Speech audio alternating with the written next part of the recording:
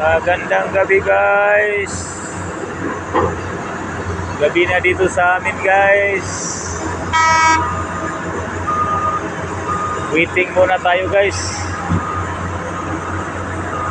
Diyan ta kayo makakarga sa sa 6040 na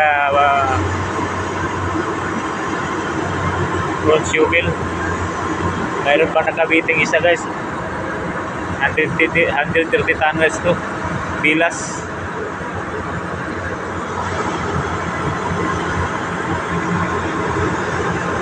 Ganda ng paligid sa Mina guys. Pati na yung isang unit.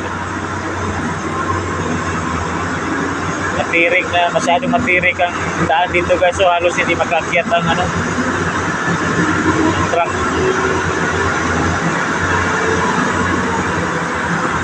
So 785